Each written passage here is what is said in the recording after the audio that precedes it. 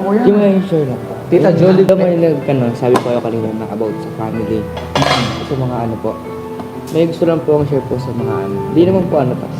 Kasi pagka, siyempre yung padre di pamilya po. Siyempre, halos siya po yung nagtatrabaho para po sa mga family.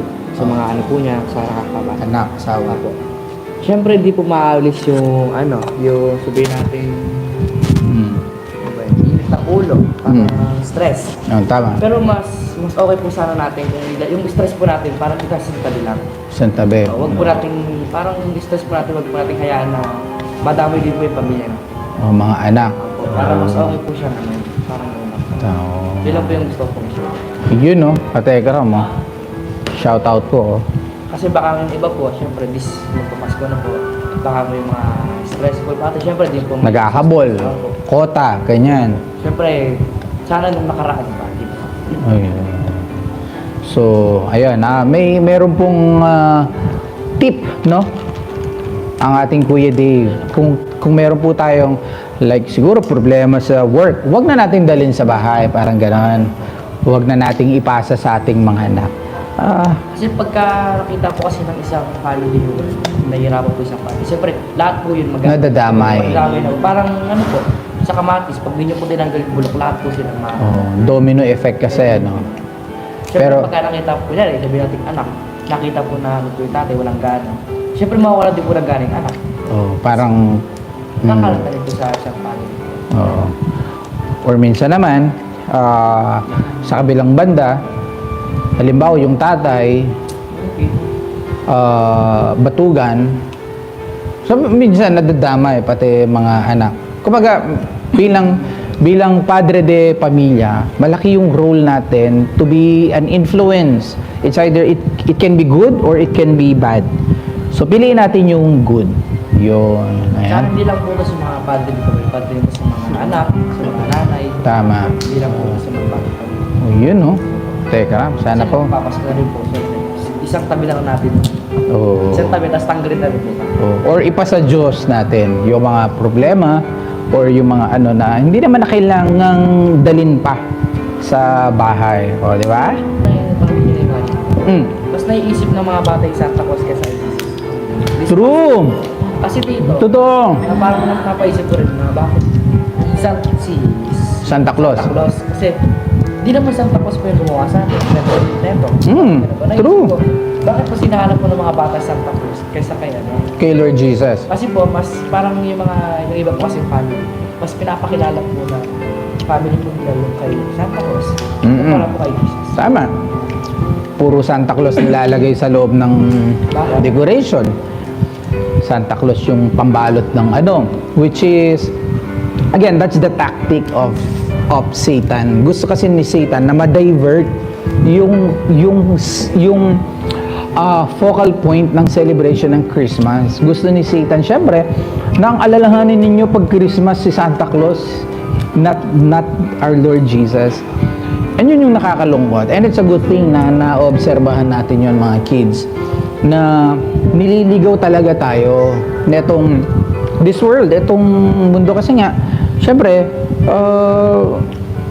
anong aasahan natin na magandang bagay na, di ba, na gagawin ni Satan?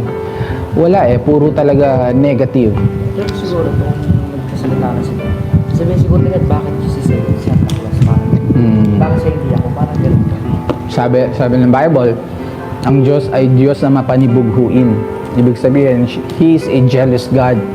Ayaw niya na ang tao ay mayroong ibang hinahanap o sinasamba kapalit niya, which is very parang ano yun paglapastangan. Kasi yung number 1 sa Ten Commandments. Yung number 1. Huwag ka magkaroon ng ibang Diyos maliban sa akin. Diba? Anything you put first before God is your God. It could be money, it could be people, it could be like fame or power. Kapag sila yung number 1, ibig sabihin, we make it as our God. It's a form of idolatry. And dapat hindi ganon. Kumbaga, maliligaw tayo. Kasi, if if our God is money, ang money ang magdadrive sa'yo. Kapag marami kang pera, masaya ka. Kapag humukonti pera mo, balisa ka na. Parang takot ka na. Parang hindi ka na mapayapa. Kasi, hala, kumukonti na yung pera ko. Kasi nga, you make the money your God. So, ang nagdidictate ng saya mo, ang nagdidictate ng peace mo is the money. Which is sad. Nakakalungkot. And it's a good thing to assess, katekram, yung ating mga sarili. Ano ka ba yung, baka meron na akong nare-replace na bagay sa kapalit ang Diyos, di ba? It should be first and foremost yung ating number one sa ating mga puso, syempre ang Diyos. Kahit na may problema, kahit na may pagsubok, dahil ang Diyos ang nagdadrive ng buhay natin, is nagiging magaan kahit na may biglaang problema, may problemang hindi inaasahan. Nagagawan mo ng kalmado, ng peaceful. Because why? Because your God is a powerful God. Alam mo yan, you have that peace na hindi ako iiwan ng Diyos. Gagabayan niya ako, sasamahan niya ako in this journey. So, imagine mo yung buwan. Tapos parang nag-aaral ka ng instrument. Yung instrument sa una mahirap. Ikaw nung baby ka, hindi ko makapaglakad, may pinapang. Yes. Kung yung nag-aaral ka ng instrument, may hirapan ka rin. Umiikot lang yung buhay natin sa nagsisimula sa we all started from nothing. Like, lahat tayo ignorante. Di ba, katekram, pinanganak tayo, hindi pa naman natin alam ang 1 plus 1 agad eh. Di ba? Ang problema lang sa ating katekram is we hate wisdom. We love ignorance. Yung tipong wala na ngang alam, tapos pag tinuruan, ayaw magpaturo. That's the problem. Kasi to be ignorant is normal because lahat naman is ignorant. But to choose ignorance, kapalit ng wisdom, kapalit ng knowledge, hindi na tama po yun, katekram. May nagkukorek sa atin, may nagdidisiplina sa atin, ayaw natin pakinggan. May problema na po sa atin. We choose ignorance. That's our fault na. So, na yung pamakatekram na yung mga anak natin, kahit kasi may isa po yung mga OFW, di ba? Sila. yes. Sa iyo po yung anak nila ng isa. Pero hindi naman po natin nababantay ng maayos. Anytime. Yeah. Kada oras nakikita natin. Syempre po, hindi na po yung gano'n. So, siguro po yung bago po tayo kasi yung iba pong anak habang nasa bahay ko nalulog po sa vision. Parang hindi po nila makontrol kasi nga wala pong gumagabay sa kanila. Yeah. Baka naman po yung gumagabay sa kanila, ganun din po. Nakikita lang din po nila. Parang gusto ko lang po i-share sa atin kahit nasa malayo man po tayo. Siyempre, pagsasaltin po natin mga anak natin. Yes, number 1.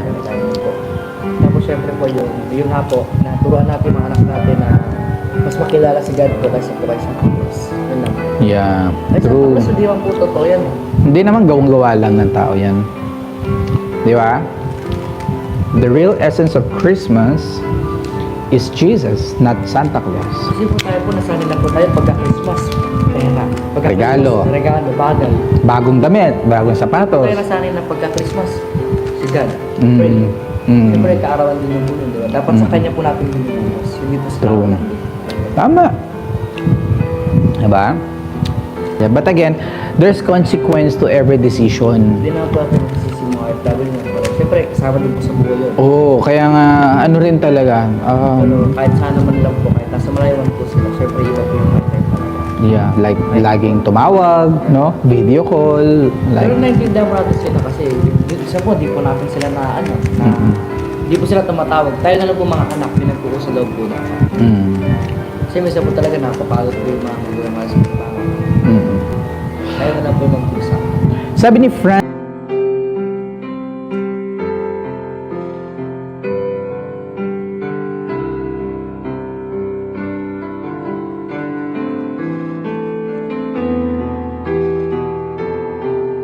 That's where dito nangyayari yung tawag dito, like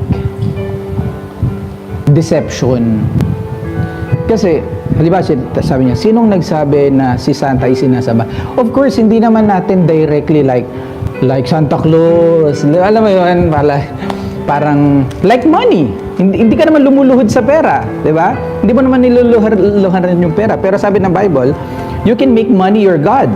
Ibig sabihin siya yung iniisip mo lagi, siya yung number one sa isip mo sa halip na, alam mo yun? Kasi nga,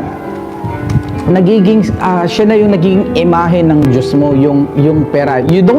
Not necessarily like sinasamba mo, pinupuri kita pera, pinupuri kita Santa Claus para masabing ginagawa natin siyang Diyos-Diyosan or like idols, no? Hindi kailangang gawing ganon. Yun lang, yung tipong nakukontrol na tayo ng bagay na yon is good enough to be categorized as idols. Ibig sabihin, gano'n na yung pagtingin natin dun sa bagay na yon. Ayan. At again, Katekram, Christmas, ang focal point ng Christmas should be Jesus Christ. Hanggat maaari, wag nating lagyan ng, alam mo yon, counterpart. Because that's the very, kaya nga, Christmas about Christ. Sana nga Christ. It is Christ who is the focal point, the center, and the kabuuan ng celebration ng Christmas. Wala po nagsabi na sinasamba po Santa. Gusto lang po namin iparating sa inyo na mas manguna po si God kasi Santa. Yeah. Kasi yun po yung hinahanap po ng mga bata. Oo. Napapansin nyo lang po. Yun po yung hinahanap ng mga bata. Where's Santa? Kaya ganun sila.